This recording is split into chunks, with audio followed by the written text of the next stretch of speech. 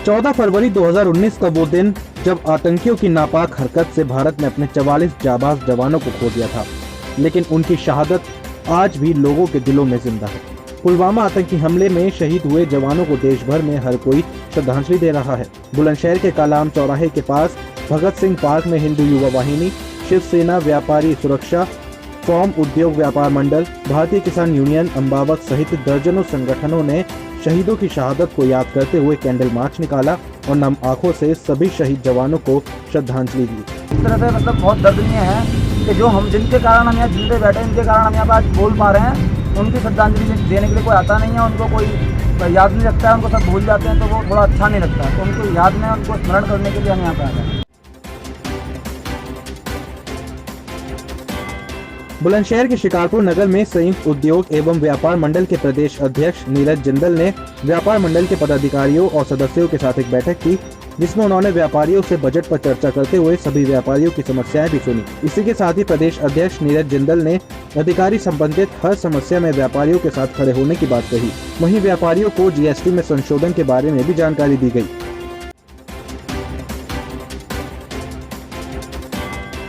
बुलंदशहर के अनूपशहर तहसील क्षेत्र के रूड़बांगर गांव पर गंगा किनारे कब्जाई गई 800 बीघा जमीन को कब्जा मुक्त कराया गया। बुलंदशहर एसडीएम ने भारी पुलिस बल के साथ कार्रवाई करते हुए गंगा किनारे अवैध रूप से कब्जाई गई जमीन को कब्जा मुक्त कराया। कब्जा मुक्त हुई 800 बीघा जमीन की कीमत करोड़ों में बताई जा रही है, जिस पर खेती की जा रही थी। वहीं बुलंदशहर प्रशासन की सख्ती के चलते लोग भी बेबस नजर आए। लगभग 800 बीघा जमीन कराई गई है। अभी ये कब्जा मुक्त करके जमीन किसको दी जाएगी? अभी कब्जा मुक्त किया जा रहा है और ये हम प्रयास करेंगे कि इसमें कुछ वृक्षारोपण हो जाए। सहारनपुर में नाबालिग युवती के साथ दुष्कर्म का मामला सामने आया है। परिजन युवती को बदहवास हालत में कोतवाली लेकर पहुंचे और तहरीर देते हुए कार्रवाई करने की मांग की। मामला दो संप्रदायों से जुड़े होने के चलते पुलिस ने तुरंत कार्रवाई करते हुए मुकदमा दर्ज कर लिया और पीड़िता को मेडिकल के लिए भेज दिया है। वहीं पुलिस आरोपी की गिरफ्तारी के लिए दबिश दे रही है। दरअसल पूरा मामला सहारनपुर के बेहड़ थाना क्षेत्र के एक गांव का है, जहां पीड़ित पिता ने आरोप लगाते हुए बताया कि उसकी नाबालिग बेटी सुबह 5 बजे घर के पास बने शौचालय में जा रही थी। इसी दौरान गांव के ही रहने वाले एक दबंग युवक ने जबरदस्ती करते हुए नाबालिग को खेत में खींच लिया और दुष्कर्म करने के बाद युवती के हाथ पैर बांधकर वहां से फरार हो गया। किसी तरह बदहवास हालत में घर पहुंची युवती ने अपनी आप बीती सुनाई।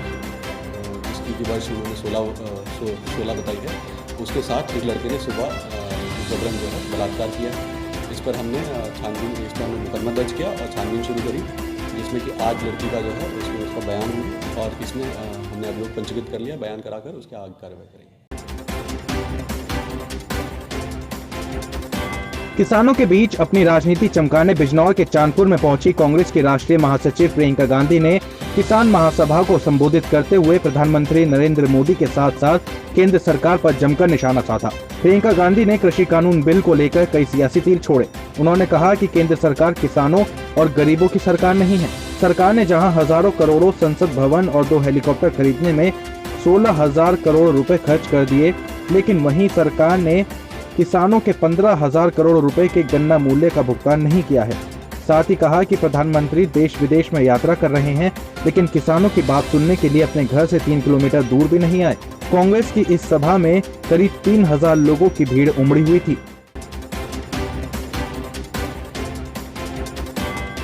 कानपुर देहात में भूसे के ढेर में सोमवार अचानक आग लग जाने से 2 मवेशी समेत एक शख्स झुलस गया।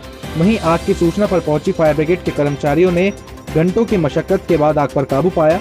कानपुर देहात के मंगलपुर के पलहानापुर के रहने वाले ग्रामीण छोटेलाल, सुरेश कुमार, बेचेलाल, राजेश कुमार, राजाराम के घर के पास ही भूस के ढेर लगे हुए थे, जिनमें आग लगने से हड़कंप मच गया।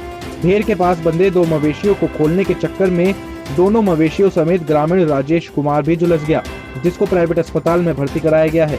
सिकंदरा के उपजिलाधिकारी रमेश चंद्र ने बताया कि नुकसान के आंकलन के लिए लेखपाल को जांच सौंपी गई है।